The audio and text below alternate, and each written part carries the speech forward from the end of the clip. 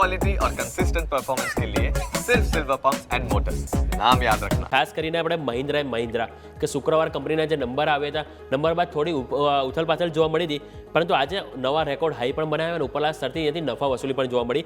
કે સ્ટોકમાં શરૂઆત કરું તો અત્યારે 3135 ઉપર 2% કમજોરી પર કારોબાર કર્યો, 3270 ઓલ ટાઈમ હાઈ એટલે કંપનીના સ્ટોકમાં આપણને જોવા મળ્યા છે. અને ઓવરઓલ આપણે બ્રોકરેજ રિપોર્ટ પણ સર અમે બતાવ્યા હતા સવારે આપણે દર્શકોને કે ઓવરઓલ દરેક પોઝિટિવ છે. 4માંથી 3 બ્રોકરેજ રિપોર્ટ બાયના હતા અને 1 ન્યુટ્રલના હતા, પરંતુ કોઈ અહીંયાથી આપણને વેચવાલીની સલાહ નથી આપી. અને દરેકનું સર એક જ વસ્તુ હાઇલાઇટ કરવાનું હતું કે એમનું જે ઓટો સેગમેન્ટ છે અને સાથે સાથે ખાસ કરીને ટ્રેક્ટર એટલે કે ફાર્મ સેગમેન્ટ કે જેમાં તેમનું વોલ્યુમ સારો વધી રહ્યો છે. એમની મેનેજમેન્ટની જે ગાઈડલાઇન હતી જે એ પણ તેઓ જે કોમેન્ટ્રી એ પણ વધારે પોઝિટિવ એમનો ફાર્મ સેક્ટર તરફ વધારે હતા કે ટ્રેક્ટરમાં તેઓ ખાસ કરીને હજુ પણ તેમનું જે વોલ્યુમ માર્કેટ શેર છે હજુ પણ જાળવી રાખશે. તો સર આ બધા જે સેન્ટિમેન્ટ છે હજુ કહી રહ્યા છે, તો આ જે રેકોર્ડ હાઈ જે બની ગયા એટલે કે ઓવરઓલ કે જે હાઈ ઉપર પ્રાઇસ છે અત્યારે છે, તો એવા ટાઈમે સર નવી ખરીદી કરવી જોઈએ, પોર્ટફોલિયોમાં આ સ્ટોકને સર જગ્યા આપવી જોઈએ સર મહિન્દ્રા.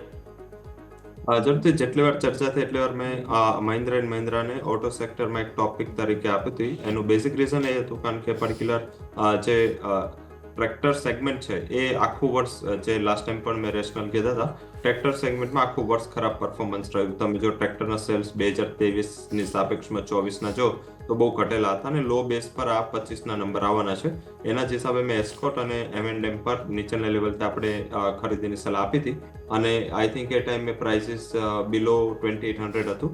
આજે ડિસ્પાઇટ માર્કેટ તમે ત્યાંથી જોવો તો સારું એવું નીચે છે, પણ આ સ્ટોકમાં આજે નવો ઓલ ટાઈમ હાઈ કર્યો કારણ કે એગ્રી ડ્રીવન ઇકોનોમી છે. અને આપણે જે બજેટ પહેલા પણ આની જ ઉપર ચર્ચા થઈ હતી કે આ સ્ટોકને જે પોઝિટિવિટી એ છે કે રૂરલ અને એગ્રીકલ્ચર એવું બ્રાઇટ સ્પોટ છે.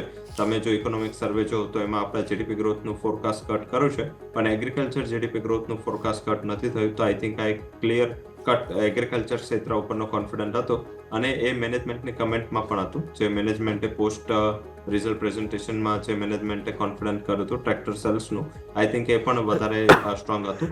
આજે જે પણ કરેક્શન છે વેચવાલી છે એ cautiousness nature as a part of profit booking લોકોએ હાયર લેવલ પર થોડું પોતાનું જે સેલિંગ કર્યું છે. અધરવાઇઝ સ્ટોકના ફંડામેન્ટલમાં કોઈ બેમત નથી. જે રીતે એનો બંને સેગમેન્ટ મીન્સ કે એસયુવી સેગમેન્ટ અને ટ્રેક્ટર આ બંને ઓટોમાં સારું કરી રહ્યા છે. આઈ થિંક આ જ રીતેનો ગ્રોથ કરતું રહેશે. 3370નો ટાર્ગેટ રહેશે. જો થોડો ઘટાડો મળે છે અરાઉન્ડ 3050 મારા હિસાબે ફરીથી ખરીદી કરી શકો છો.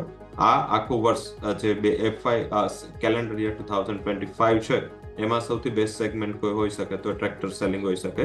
તો મારા હિસાબે અહીંયા ખરીદી કરીને કારોબાર કરવું છે.